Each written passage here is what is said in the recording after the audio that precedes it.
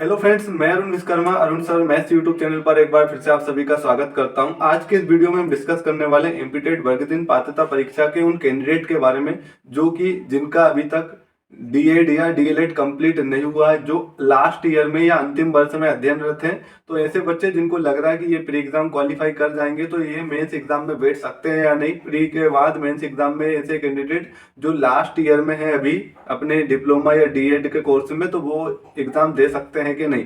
तो आज की इस वीडियो में हम इसी टॉपिक को डिस्कस करने वाले हैं। इससे पहले अगर आप चैनल पर नए हो तो प्लीज चैनल को जरूर सब्सक्राइब करें।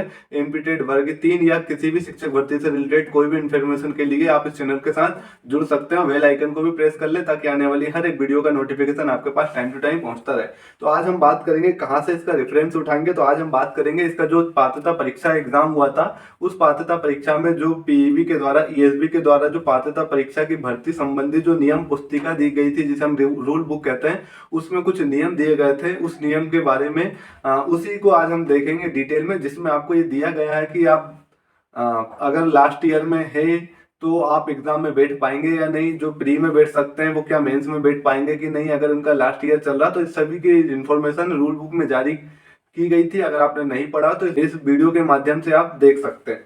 इसमें आपको दिया था शिक्षक पात्रता परीक्षा में भाग लेने वाले आवेदक जो निर्धारित व्यावसायिक योग्यता अर्जित करने के अंतिम वर्ष में है, वे भी पात्रता परीक्षा में बैठने हेतु मान्य होंगे। जैसा कि आप बैठ चुके हैं, आपने देखा, आप लास्ट ईयर डीएलएड हो या डीएड हो, आपकी जो भी डिग्री चल रही है डिप्लोमा, उसमें आप लास्ट ईयर में थे तो आपने पात्रता परीक्षा का एग्जाम दिया होगा। ठीक है, तो वो बैठ सकते हैं। इन्होंने ऐसा बोला है, शैक्षणिक एवं व्यावसायिक योग्यता संबंधी अर्हता अर्जन की संदर्भ तिथि नियुक्ति के लिए विभाग द्वारा जारी किए जाने वाले शिक्षक चयन परीक्षा के विज्ञापन की तिथि होगी, अर्थात उस तिथि को अभ्यर्थी द्वारा परीक्षा अंक सूची उपाधि धारित किया जाना अनिवार्य होगा। ये सबसे इंपॉर्टेंट लाइन है, जो ऐसे कैंडिडेट जिनके मन में डाउट चल रहा है उनकी डिग्री कंप्लीट होने को लेकर, तो यहाँ अगर आप पढ़ सकेंगे तो आप देखेंगे कि जो लास्ट ईयर के स्टूडेंट है वो पात्रता परीक्षा में तो बैठ सकते हैं, लेकिन ऐसे कैंडिडेट जब इनकी चयन परीक्षा में ये सम्मिलित होंगे तो चयन परीक्षा का जो भी नोटिफिकेशन आएगा उस डेट तक इनकी जो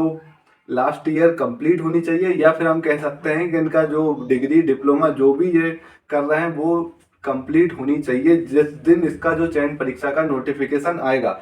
तो अब आप लोग समझ चुके होंगे कि आप चयन परीक्षा में बैठेंगे या नहीं। तो रूल बुक में यहाँ पर क्लियर स्पष्ट किया है कि ऐसे कैंडिडेट जो अंतिम वर्ष में है वो पात्रता परीक्षा में तो बैठ सकते हैं, लेकिन पात्रता परीक्षा के बाद जो इसकी चयन परीक्षा होगी, चयन परीक्षा के दौरान जिस भी दिन इसका नोटिफिकेशन आएगा, नोटिफिकेशन के वाली डेट तक आपकी डिग्री कंप्लीट होनी चाहिए। इसका मतलब आपके हाथ में डीएड या डीएलएड का पूरा सर्टिफिकेट आपके पास अगर होगा तो ही आप चयन परीक्षा के लिए एलिजिबल है, अदरवाइज आप चयन परीक्षा के लिए एलिजिबल नहीं है। कई बार ऐसे कैंडिडेट ये भी पूछ रहे हैं कि सर हमारी 21 एज कंप्लीट नहीं हुई है, क्या हम चयन परीक्षा दे सकते हैं। तो मैं आपको बता दूं, इसी रूल बुक के अंदर आपको 2024 की जो पात्रता परीक्षा थी, उसी रूल बुक में आपको ये भी स्पष्ट कर दिया गया था कि आप पात्रता परीक्षा में बैठ सकते हैं। आपकी जो मिनिमम और मैक्सिमम एज है उसका कोई भी क्राइटेरिया यहाँ पर नहीं देखा जाएगा, लेकिन जब भी इसकी चयन परीक्षा होगी, चयन परीक्षा का जो भी शैक्षणिक वर्ष रहेगा उसमें 1 जनवरी तक आपकी जो मिनिमम एज है वो 21 होना चाहिए।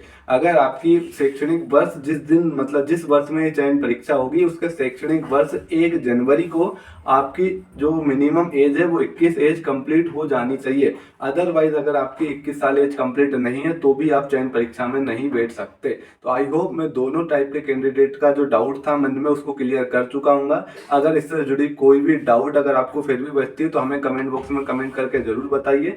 हम आपके डाउट को नेक्स्ट वीडियो में जरूर क्लियर करेंगे। और इससे पहले अगर आप चैनल पर नए हो तो प्लीज चैनल को जरूर सब्सक्राइब कर लिए। ठीक है, मिलते हैं अगले किसी वीडियो में अगले किसी अपडेट के साथ। Thank you.